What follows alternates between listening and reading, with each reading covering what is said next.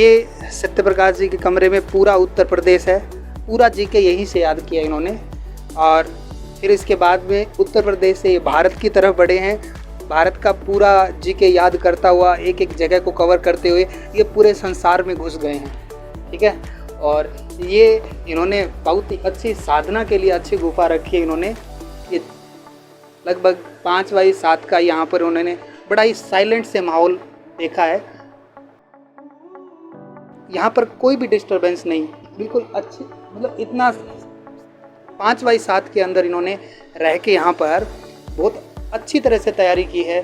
शायद यहाँ पे डिस्टरबेंस तो बिल्कुल भी नहीं होगा, केवल आप अकेले ही पढ़ने वाले हैं यहाँ पर। यहाँ पे कोई अगल बगल रूम नहीं है, तो यहाँ पर मैं अकेले ही रहता था। सत्यप्रकाश जी, तो आपकी क्या दिनचर्या रहते थे? ये आपने लाइटिंग भी कर रखी है, ये लाइटिंग कैसे की आपने? सर यहाँ पे मैं लाइट कम पड़ता हूँ तो इधर से खींच लिया हूँ। ये इंजीनियर का कमाल है, ये इंजीनियरिंग की है आपने, ठीक है। और ये क्या लगा रखा आपने, थर्मोकोल?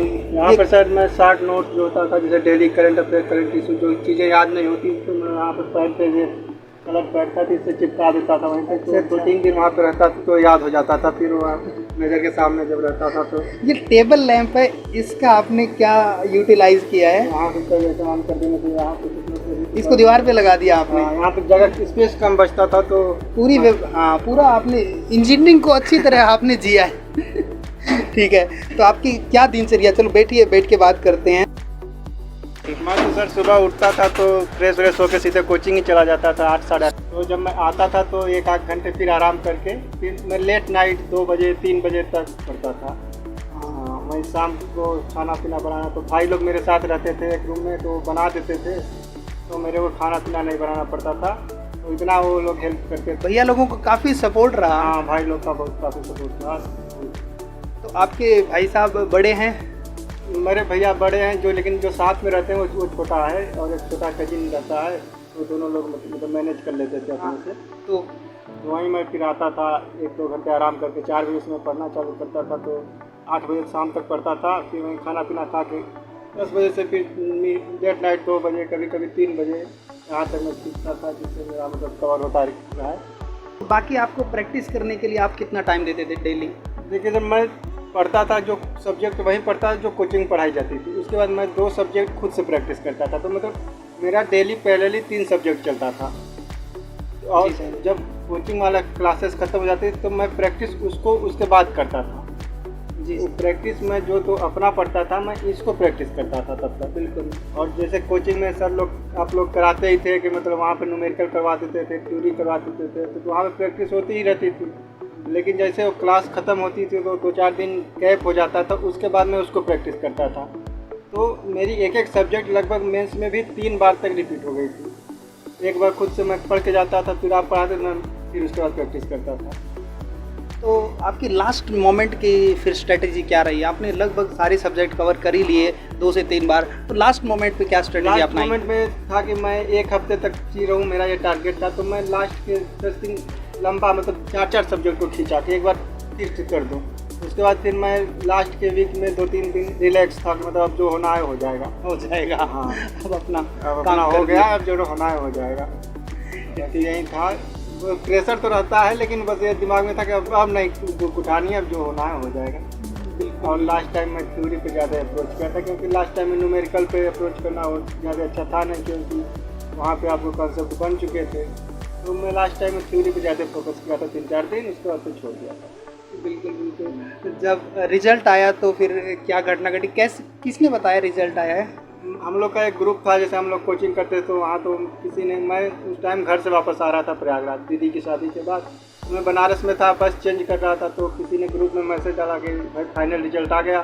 तो मैं फिर उसको चेक किया तो था उसमें फिर सही थी। तो जो खुशी हुई उस दिन, मेरिट लिस्ट में नाम देख के उसको बयान नहीं किया जा सकता, बहुत खुशी हुई। तो सबसे पहले किसको बताया आपने? सबसे पहले मैं पापा को कॉल किया, पापा हो गया, अभी डिपार्टमेंट नहीं, क्योंकि डिपार्टमेंट में कोडिंग था तो मेरे को आइडिया नहीं था कौन सा कोड किसका है।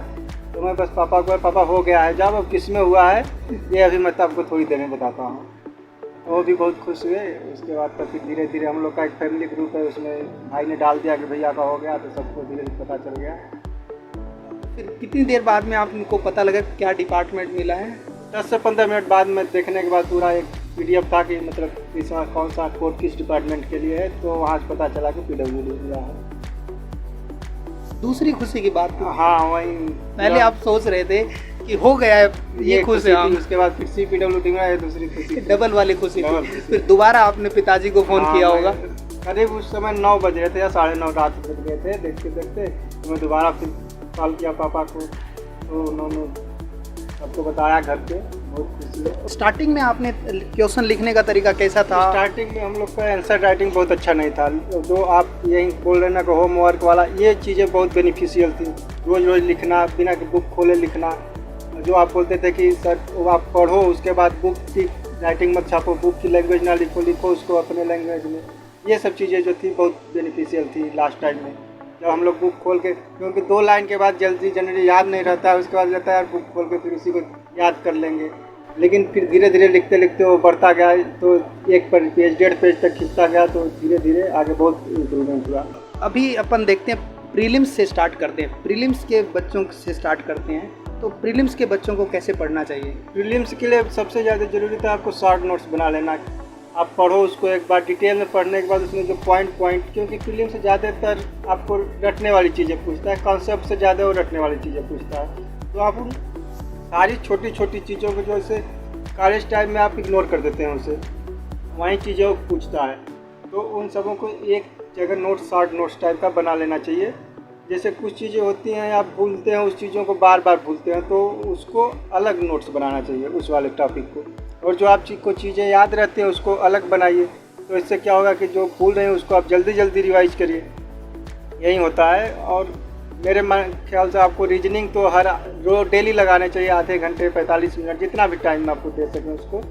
आपको इस टाइम लगेगा कि रीजनिंग में यार मैं व्यर्थ में टाइम दे रहा हूँ, इसको वहाँ पे भी बना लूँगा, लेकिन आप प्रैक्टिस किए रहते हैं तो वहाँ पे टाइम बचता है। और SSC JEE टाइम मैनेजमेंट का ही खेल है ज़्यादा। तो यहाँ से मैं कहूँगा कि सभी बच्चों को रीजनिंग एटलीस्ट, भाई GS तो है ही, एटलीस्ट रीजनिंग रोज़ आधे घंटे लगाने चाहिए। बिल्कुल बिल्कुल। और टेक्निकल को रिवाइज करने की आपकी कैसे स्ट्रेटजी? टेक्निकल जब मैं पढ़ता था तो मैं 3 सब्जेक्ट पढ़ता था एक दिन में, रिवीजन या ऐसे भी, क्योंकि जैसे सुबह में कोई और सब्जेक्ट, दोपहर में कोई और सब्जेक्ट, शाम में कोई और सब्जेक्ट, और इसमें 3 दिन पढ़ता था एक टॉपिक को, उसके बाद 3 दिन फिर 3 अदर सब्जेक्ट। तो मेरे हफ्ते में 6 सब्जेक्ट चलते थे, और फिर मैं उसको रिवाइज करता था। एक दिन जैसे 3 दिन पढ़ा इसको, 3 दिन उसको पढ़ा, उसके बाद चौथे दिन जब मैं स्टार्ट करता था उसको तीनों जितना पढ़ा हुआ था टॉपिक, मैं उसको पढ़ के फिर आगे पढ़ता था, जिससे कि पीछे वाला क्या होता था, रिवाइज होता जाता था। तो महीने में मेरे 6 सब्जेक्ट हो जाते थे और अच्छा से हो जाते थे। इसी तरीके से फिर 2 महीने में मेरा 12-13 सब्जेक्ट होते हैं सिविल इंजीनियरिंग में कंप्लीट हो जाते थे। तो लास्ट में शॉर्ट नोट्स पढ़ लेता था। बिल्कुल। तो प्रीलिम्स के लिए आपने टेस्ट सीरीज स्टार्ट किए, तो कितने टेस्ट दिए होंगे आपने? प्रीलिम्स में मैं फुल लेंथ का 10-15 टेस्ट दिया था, और ऐसे टॉप सब्जेक्ट वाइज तो लगभग सारे दिए थे, 50-60 दिए थे। बिल्कुल। और मेंस में? मेंस में तो मैं जितने इंजीनियर्स अकेडमी में टेस्ट हुए थे 7-8 हुए थे, अप्रॉक्स 10 हुए थे उसको नेशनल लेवल पे, और सब लोग अपने यहाँ सेंटर पे करवाते हैं, तो मैं वो तो पूरा दिया था मेंस के लिए। मेंस के टेस्ट सीरीज बहुत ज़रूरी होता है, क्योंकि वहाँ पे आपको क्या रहता है कि कैसे लिखना है, सब लोग बहुत अच्छा इंप्रूवमेंट बताते थे उस पर। कॉपी जब इवेल्यूएट करते थे कि मतलब क्या क्या इसमें आप इम्प्रूव कर सकते हैं कि नंबर बढ़ेगा, ये सब चीज़ें होती हैं। तो टेस्ट सीरीज तो मैं मानता हूँ कि हमेशा देते रहना चाहिए, चाहे आप पढ़े रहें चाहे ना पढ़े रहें। अगर नहीं पढ़े रहेंगे जिस टॉपिक को, उसमें गलती होती है, कोई बात नहीं, आप पढ़ लेंगे।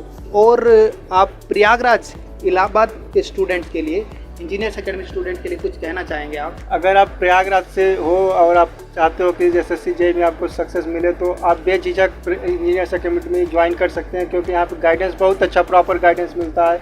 टीचर इतने सपोर्टिव होते हैं कि आप 12 बजे रात में कॉल कर लो कि सर ये प्रॉब्लम हो रही है इस टॉपिक में, तो आपको या तो सोए हैं तभी नहीं बताएंगे, नहीं तुरंत बता देते हैं कि या तो यार कल मिल लो, या तो अभी बता देते हैं। मतलब एक एज अ बड़े भाई समझ लो, गार्जियन समझ लो, वैसे बता देते हैं टीचर। कभी नहीं कि यार चलो बता देंगे, कल बता देंगे, ऐसा वाला नहीं रहता है। और यहाँ की जो टेस्ट सीरीज भी होती है क्वालिटी वाली होती है, जिसमें आपको सारी चीज़ें कवर कराई जाती हैं, कैसे कैसे करना है, प्रॉपर गाइडेंस मिलता है। बहुत ही अच्छा लगा आपको मिलके। तो आपने अब देखा कि सत्य प्रकाश का ये जो 5x7 का जो रूम है इसको कैसे सजा रखा है थोड़े। हाँ, और यहाँ पर इन्होंने थर्माकोल लगा रखा है, पिन कर रखा है, और लैंप को भी उन्होंने ऐसा लगा रखा है। ये इन्होंने लाइब्रेरी अपनी बना रखी है। तो जितने भी शॉर्ट नोट्स थे ये पिन करते रहते थे यहाँ पर और रिवाइज करते, और नए नोट्स। अभी ये अपना खाली हो चुका है बोर्ड, बिल्कुल। अभी जो डिप्लोमा और डिग्री के जो लास्ट सेमेस्टर के स्टूडेंट्स हैं, तो उनके करियर के लिए आप क्या कहना चाहोगे? उनके लिए यह है कि अगर वो लास्ट सेमेस्टर में है या 5th सेमेस्टर में है तो वो जीएस एटलीस्ट 1 घंटा और डेली पढ़ते रहना चाहिए उनको, क्योंकि नहीं तो फाइनली उनको बर्डन टाइप का लगने लगेगा। तो उनको लगेगा कि यार कैसे पढ़ेंगे। कॉलेज टाइम में समय होता है, आप टेक्निकल के साथ साथ 1 घंटे जीएस पढ़ सकते हो।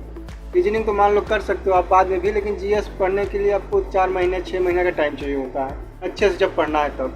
नहीं तो ये आप फॉलो कर जाओगे, लिखते रहोगे एग्जाम के कि यार इसमें ये आया था तो इसको इस बार पढ़ लेता हूँ, फिर ये आया है इसको पढ़ लेता हूँ। एक बार जीएस अच्छे से पूरा पॉलिटी हिस्ट्री पूरा अच्छे से पढ़ लेना चाहिए। उसके लिए आपको 4-5 महीने लगते हैं टाइम, अगर अच्छे से टाइम देंगे तो हो जाता है, उसमें दिक्कत नहीं होती है बस। लेकिन कंटिन्यू जैसे आप 3rd ईयर में हैं या फाइनल ईयर में हैं बीटेक में, तो कहाँ से आपको पढ़ना स्टार्ट कर देना चाहिए अगर आपको इधर एग्ज़ाम देना है जिसमें जीएस का पोर्शन आ रहा है तो। बिल्कुल।